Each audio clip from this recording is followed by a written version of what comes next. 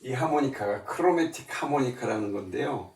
이 하모니카의 특징은 모든 음계를 다 불 수 있다라는 거죠. 일반 하모니카를 트레몰로 하모니카라고 그러는데, 그거는 자기가 갖고 있는 그 하모니카라면 C 키면 C 키, A 키면 A 키, 하나만 한 키만 불 수 있는데, 이거는 모든 키를 다 불 수 있어요. 뭐 변화음까지 다 불 수 있는.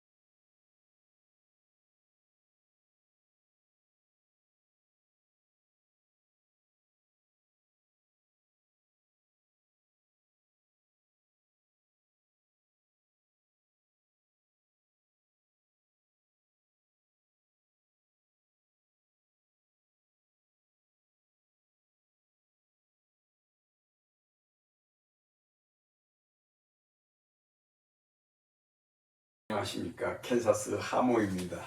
아이고야. 벌써 올해 하순이 들어왔어요. 네, 저희 동네는 벌써 뭐랄까 여름맞이 준비를 하면서 뭐 풀장 같은 것도 이렇게 개장을 했고요. 또 이렇게 동네 이게 공원에서도 여러 가지 그 이게 게이트에 이렇게 설치해놨던 것도 이렇게 풀어놓고 이렇게 막 하더라고요. 그래서 이게 야외 활동도 많이 할 수 있게끔 그렇습니다. 오늘은 좀 무거운 주제로 여러분께 다가갑니다. 그래서 주제에 다가가기 전에 우리 호준 가수님이 글쎄 뭡니까, 트로트 경연대회에서 우리 그 처음에 그 신호탄을 올렸을 때 불렀던 태클을 걸지 마. 네, 우리 진성 가수님이 너무 잘 불러서 그 곡을 사용해도 좋다 했던 그 곡을 제가 한번 불러봤어요. 어쨌든 그렇고요. 그 당시에 그 너무 그 뭐랄까 시원한 그 성량과 정말로 성악적인 발성에서부터 뿜어나오는 그 멋진 그 사운드에 우리가 많이 매료가 되면서부터 우리가 호준 가수를 좋아하게 됐지요. 그런데 지금 대한민국에서는 이 김호중 가수에게 태클을 너무 심하게 지금 걸어 있지 않습니까? 그가 태클에 걸려서 넘어지니까 완전히 그 넘어진 상태에서 일어나지 못하도록 항복에 항복을 받아내고, 또 어떻게 보면 또 일어나서 재기의 발판조차도 할 수 없을 정도의 그 엄청난 그 데미지를 지금 주고 있지요. 뭐 달게 벌을 받는 거야 받는 거지만, 우리 뭐랄까 그래도 생각이 있는 사람들은 이 부분에 대해서는 좀 많이 아쉽다 이렇게 생각할 것 같습니다. 그래서 이 태클이 과연 언제 풀려서 그가 자유로운 그 한 인간으로 살아갈 수 있을런지는 참 미지수인 것 같아요. 오늘도 보니까 한국 TV 방송에서는 자기들의 주장이 굉장히 의롭고, 자기들이 이렇게 언론에서 이렇게 그렇게 김호중의 그 허물을 벗겨내는 것이 자기들은 굉장한 그 의로운 일을 하는 것 같이 언론의 역할을 다 하고 있다고 아주 강변을 하고 있더라고요. 그래서 그렇구나 그러면서 저는 문득 그 고전 중에 고전인 바이블에서 욥기가 생각이 나더라고요. 그래서 욥기를 다시 한번 제가 복기를 해보면서 같이 한번 그 뭐랄까 생각에 한번 잠겨보고 싶었어요. 그래서 이런 그 좀 무거운 주제로 오늘은 여러분께 한번 다가가 보겠습니다. 여러분, 이 성경의 그 욥기라는 거는 많이 들어봤을 거예요. 주로 보면은 그 식당 같은데, 그때 가면은 뭐 이렇게 액자에다 써놨지 않습니까? 어떤 집은 가정에다가도 그 뭐 교회에서 준 그 액자라고 하면서 무슨 장로교 무슨 감리교 뭐 이렇게 자기가 다니는 교회에서 액자를 만들어서 주는 그 성경 구절 중에 내 시작은 미약하였으나 뭐 후에는 창대하리라 뭐 이런 말씀을 써놓고 그걸 이제 벽에다가도 걸어놓죠. 뭐 특히 보면은 그 식당 같은 데 많이 걸려 있는 걸 저는 좀 본 것 같아요. 어쨌든 이 말씀이 욥기에서 나오는 가장 그 유명한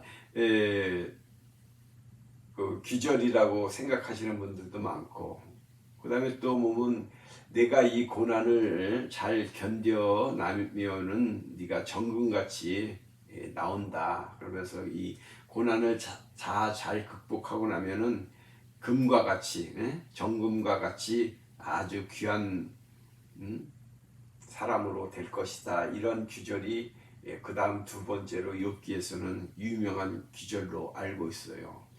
그런데 그 더 좀 깊게 들어가서 얘기해 보면은 욥기가 상당히 읽기가 좀 어떻게 보면은 좀 까다롭다기보다도 좀 그 전반적인 그 구조를 잘 그 파악을 못하면은 잘 몰라요. 어렵습니다. 원래는 이게 시예요, 시. 그래서 이게 성경에는 그 시가서가 있잖아요. 욥, 시편, 잠언, 전도, 아가서 이렇게 그게 그 하나의 시로 되어 있는 거거든요. 근데 그게 이제 원어로는 시인데 그걸 우리 이제 뭐 영어로 번역되고 우리나라 성경은 또 그게 또 중국어로 번역됐다가 다시 우리 한글로 번역되고 이러는 과정에서 그것이 그 시적인 그 것을 표현하려면 너무 어려우니까는 그냥 시적인 표현은 많이 그 좀 느낌이 없어지고 그냥 그 우리의 그냥 일상적인 용어식으로 이렇게 쓰여져 있단 말입니다. 큰 서사시 같이 되어 있는 거예요. 그래서 이제 먼저 이 시대적 배경은 굉장히 성경에서 가장 그래도 창세기 빼놓고는 가장 오래된 시대를 배경으로 한 그런 말씀이에요. 그래서 그게 아마 우리 성경에서는 그걸 뭐 족장 시대다 그런데 교회 잘 안 다니시고 성경 공부 많이 안 하시는 분들은 족장 시대가 얼마나 시대에 있는지는 잘 모르니까 어쨌든 지금으로부터 거의 뭐 한 4,000년 이상의 있었던 그러한 상황이 있을 때 쓴 그러한 그 말씀이다 이렇게 보시면 될 것 같아요. 그렇지만 우리가 여기에서 발견할 수 있는 욥기에서 발견할 수 있는 특이점은 굉장히 많아요. 하늘나라에서 마귀하고 또 하나님의 사람들하고 이렇게 대화하는 장면이 나와요. 처음 시작에서부터. 그랬을 때, 야, 하나님이 어떻게 마귀하고 이렇게 대화를 할 수 있고, 마귀는 또 하나님 앞에 가갖고 뭐, 이게 주저리 뭐 세상에서 뭐 이렇고 저렇고 하면서 또 하나님께 또 보고도 한단 말입니다.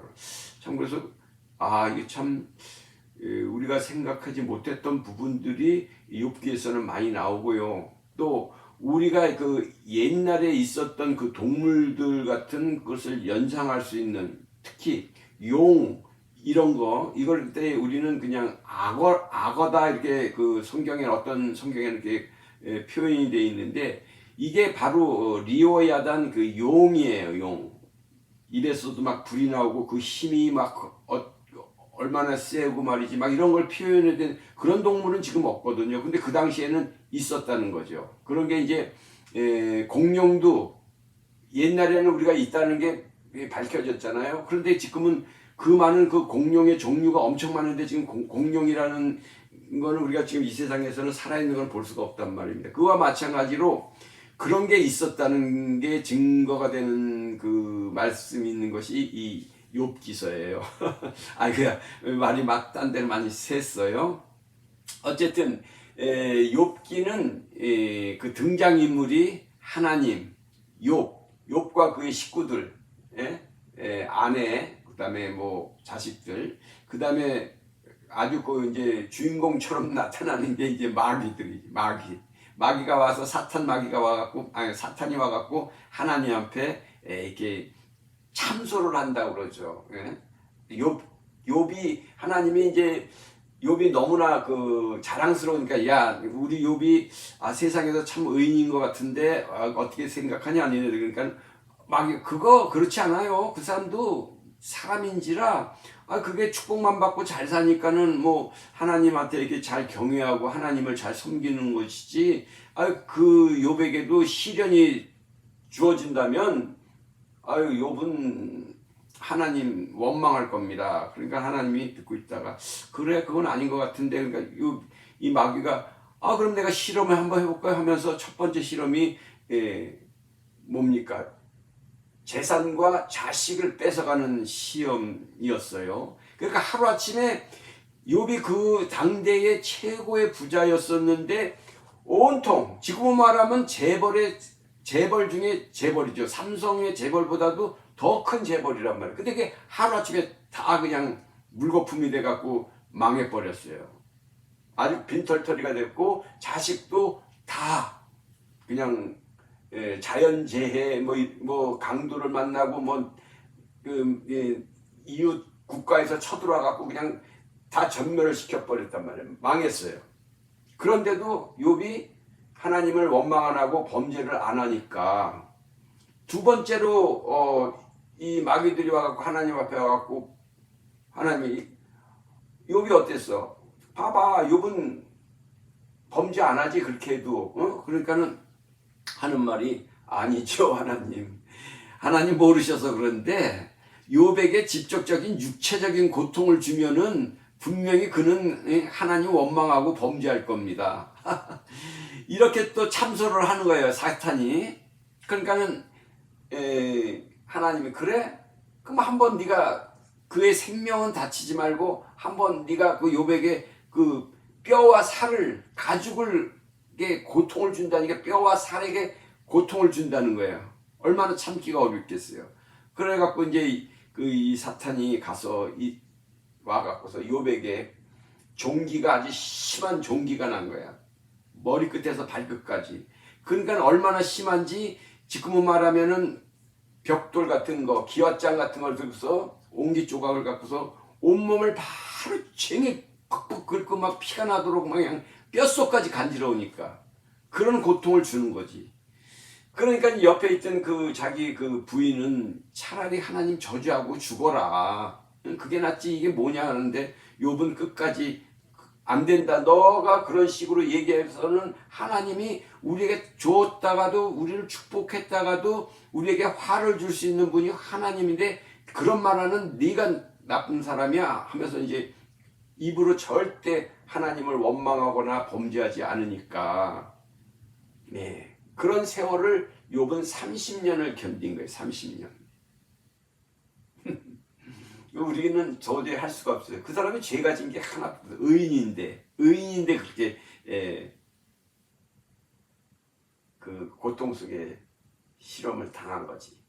마귀가 와서 하나님을 이제 하나님의 저 의로우심에 대해서 딱 던지니까 하나님이 할 수 없이 그래 해봐. 이건 하나의 어떤 그 프레임이 이렇게 있는 상태에서 하나님이 이제 주어진 상황 속에서 벌어진 일인 거예요. 그러니까 욥이 그런 고통 속에 있을 때에 욥의 아주 친한 그 당시에는 지금은 말하면 뭐 석학 같은 거지. 지금은 말할 것 같으면은 뭐 유명한 대학교 교수급 이상 되는 사람들, 이런 사람들이 와갖고 위로한다시고 뭐 블라블라 얘기하는 거예요. 의인은 어떻고 너가 말이야 네 아들이 죄가 없는데 어떻게 그 아들들이 그렇게 죽을 수가 있느냐는 둥 의라는 건 어떤 거고 욥 너는 말이야 뭐 어쩌고 하면서 그 얘기가 욥 전체의 그 얘기예요. 그 조금 전에 얘기했던 그 발단은 불과 1장 2장 그 짧은 규절에서 이게 나오고 그 나머지는 다 이 욥의 그 네 친구들이 얘기를 막 하는 얘기에 대한 거예요. 그 얘기가 너무 기니까 욥의 그 세 친구들이 먼저 이 얘기 저 얘기 막 합니다. 그런 얘기를 하다가 맨 나중에 제일 그 나이가 어린 그 엘리후라는 그 또 친구가 와갖고 아유 내가 가만 보니까 당신들이 나보다 나이가 많은데 참 쉬운 말로는 참 헛소리들 많이 하십니다 하면서 또 대드님 뭐 하고 하다가 이 얘기를 다 듣고 있던 하나님이 이제 맨 마지막에 이제 막 나타나셔서 이놈들아 니네들이 지금 하는 얘기가 응? 너희들의 생각으로 그렇게 얘기하는 것 같다. 내가 지금 이거는 그 의역을 해서 얘기하는 꼭 이렇게 얘기한 건 아닙니다. 하나님이. 그래서 하나님이 이제 이 네 친구들이 응? 한 얘기와 또 욥은 또 이 네 친구들이 뭐라고 자기한테 뭐 얘기하면 또 이걸 대답으로 해갖고 그 고통 받는 중에도 나는 이렇다는 것을 자기의 의로움을 막 나타내는 거야.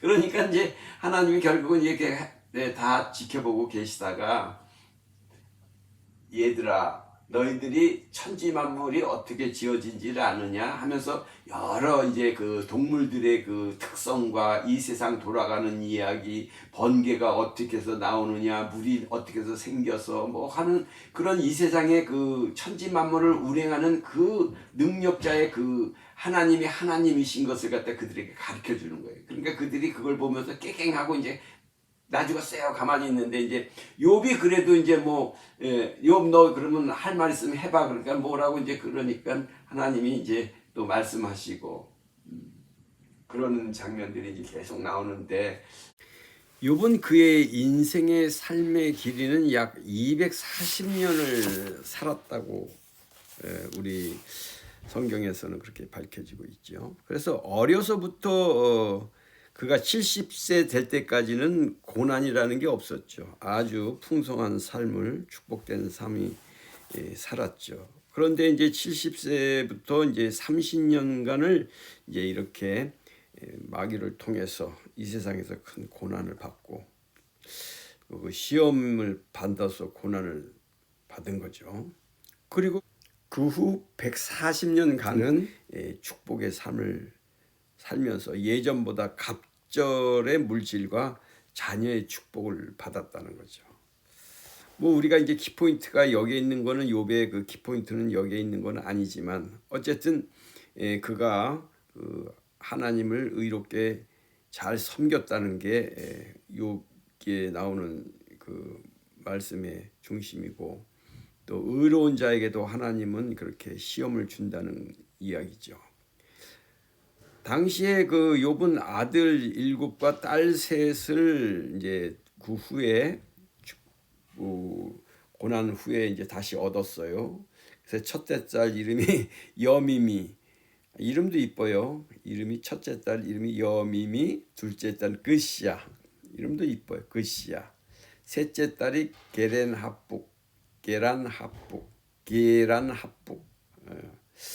그런데 이 딸들이 그 당시에 모든 땅에서 욥의 딸보다 예쁜 딸은 아리따운 여자는 없었다. 이렇게 성경에는 기록될 만큼 엄청 예쁜 딸을 하나님이 주셨대요. 그래서 욥기를 보면서 우리는 욥처럼 의로운 사람이 없는데도 그에게 시험을 허락하시는 분이 하나님이시다. 이것을 배울 수가 있습니다. 하나님은 의로운 자에게도 시험을 주시는구나. 이 땅에 살아가는 동안에는.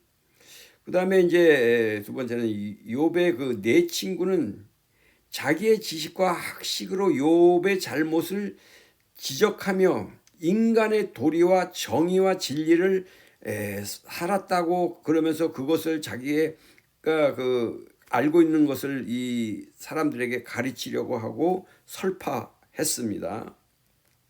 근데 하나님은 그들에게 무지한 말로 생각을 어둡게 하는 자가 누구냐 하시면서 혼을 내시죠. 그러면서 하나님이 하나님이심을 깨우쳐 주시는 거죠.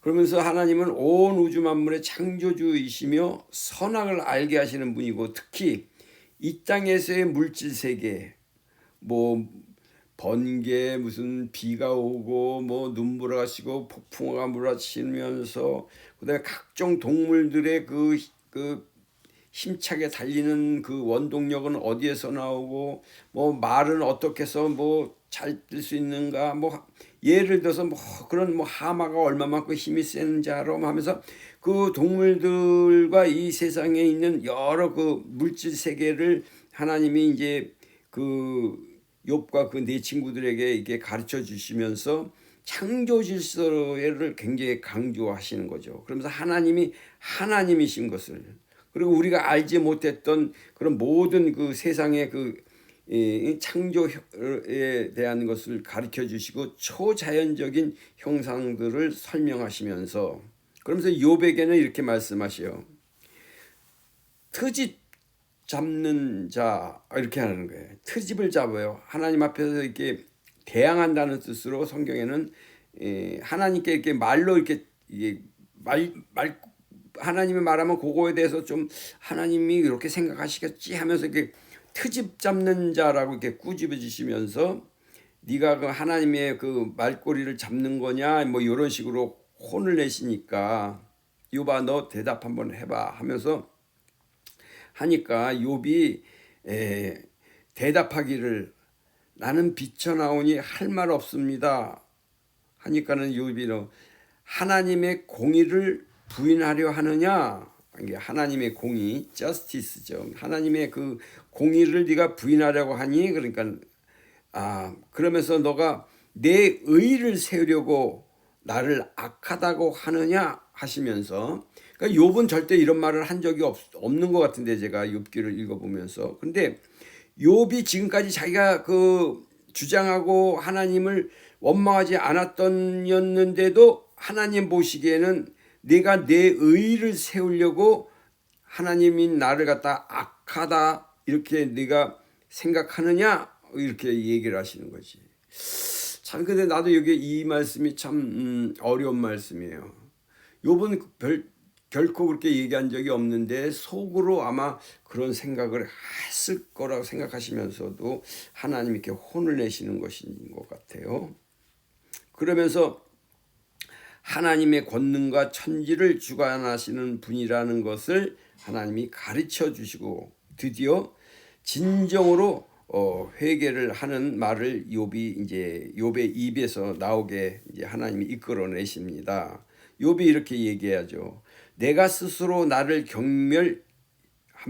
그러니까 내가 내 스스로 나를 참 뭐랄까 경멸한다는 거예요. 내가 내 자신이 내가 얼마나 부족한지를 내가 압니다. 그러면서 틱길과 제 가운데에 앉아서 제가 회개합니다. 이렇게 이제 진정으로 회개를 하니까 하나님이 또 욥과 그의 네 친구들에게 그러면 너희가 나를 향하여 말하는 것이 내 종 욥의 말과 같이 잘못된 말이다. 그러니까 하나님은 욥의 그 네 친구들에게도 역시 욥에게 꾸짖었던 그런 것과 똑같이 그렇게 하나님이 욥의 네 친구들에게도 너희들은 그렇게 의를 니네들이 행한다 하지만은 너희들은 올바른 의가 아니야 이렇게 얘기하시면서, 그러니까 너희들이 하나님 앞에 와서 용서를 구하라 하면서, 너희는 그 당시에는 이제 제물을 바쳐야 되는 시대니까 숫소 7하고 순양 7을 가져갖고서 욥에게로 갖고 가라는 거야. 그 제물을 숫소와 순양 7마리를 데리고 가서 욥에게 가서 너희를 위해서 예배를 드려라. 욥에게 가서 그러면은 나의 종인 욥이 너희를 위해서 기도해 줄 거야. 그러면 내가 너희가 우매한 만큼 너희에게는 벌하지 않겠다. 이렇게 하시면서 하나님은 욥의 네 친구에 대해서도 그들이 똑똑한 척하면서 그렇게 얘기한, 욥기에 보면은 아주 많은 말을 이들이 했거든요. 그런데 그 모든 것이 다 허탄한 말이라는 것을 깨우쳐 주는 거죠. 그러면서 이제 하나님은 그들에게도 축복해 주시고 욥에게도 140년간이라는 그 나머지 이 고난이 끝난 후에도 140년간이라는 긴 세월을 축복의 시간을 주시면서 마지막에 숨을 거둘 때도 아주 만수하고 아주 건강하게 지내다가 하늘나라를 갔다, 이렇게 기록되어 있는 것이 욥기입니다. 네, 욥기를 잠깐 제가 설명해 보았습니다. 네, 욥기를 보면서 지금 한국 사회 언론, 또 민초들의 그 민심, 그래서 우리 한국 사회 밑바탕에서 일고 있는 여러 분야들을 제가 지금 요새 뉴스를 통해서 보고 여러 SNS나 이러한 것으로 봐왔을 때 욥기에서 배워야 할 점들이 많이 있다고 생각이 됩니다. 물론 저부터 반성해야 되고, 또 욥처럼 티끌과 재에 앉아서 반성을 해야겠다고 저는 생각이 듭니다. 네, 티끌과 재에 앉아서 반성해야겠다고 그랬는데 티끌은 어디고 재는 어디겠습니까? 네, 가장 낮은 곳에서 정말로 보이지 않는 곳에서 정말로 마음속에서 우러나오는 그러한 반성이 있어야 되겠다, 이런 생각이죠. 야, 그럼 제가 한번 마지막으로 한번 물어보겠습니다. 지금 우리 사회에서 트집을 잡는 자는 누굽니까? 무지한 말로 세상을 어둡게 하는 자들이 누구입니까? 본인의 의를 세우려고 떠들고 있는 자들이 누구입니까? 남에게 상처와 좌절만 주면서 그들은 자기의 할 일을 했다고 이야기하고 있는 사람들은 누구입니까? 네, 옛말에 이런 말이 있지 않습니까? 시어머니보다 옆에서 또 말리는 시누이가 더 밉다. 네, 옆에서 그 맞장구 치면서 막 말려주는 그런 시누이가 더 밉다라는 옛말이 있어요. 네, 그렇습니다. 경찰, 검찰에 신속하고 정의롭게 수사하고 기소한 것도 어떻게 보면 시어머니처럼 열심히 했다고 봅니다. 그렇죠. 힘이 있고 권력자들에게는 그 범죄가 있어도 수사도 미루고 어찌하든지 뒤로 감추는 그러한 검찰, 경찰들이 요번에는 왜 그렇게 신속히 수사가 착착 맞아 떨어져서 하는지, 네, 아주 경찰, 검찰이 자기의 일을 아주 잘했다고 아주 언론에서는 대서 틱불하고 아주 칭찬을 하고 있더라고요. 네, 그렇습니다. 그러면서 그렇게 언론에서는 그렇게 참 뭐 미주알 고주알 참 흠집 트집 잡는 자의 역할을, 또 무지한 말로 세상을 어둡게 하는 역할을, 또 본인의 의를 내세우려고 떠들고 있는 그들을 보면서, 그리고 남에게는 상처와 좌절을 크게 심어주는 그들에게 그들은 아마 그렇게 스튜디오나 그런 데서는 그렇게 얘기했을지라도 아마도 집에 돌아가서 가족들 앞에서는 자기들이 그렇게 스튜디오나 그런 방송에서 자기의 그 모습을 보면은 과연 내가 이렇게 해도 괜찮을까 하는 양심의 가책을 느낄 거라고 저는 생각합니다. 그것을 못 느낀다면은 정말로 참 저는 여기서 그 말은 생략해야 되겠네요. 어쨌든 캔사스 하모가 욥기를 보면서 그런 생각이 나서 한번 이렇게 같이 공유해 보았습니다. 자, 우리 아리스님 구독자님들 이렇게 하나님 보시기에는 누구나 다 의로운 사람 없습니다.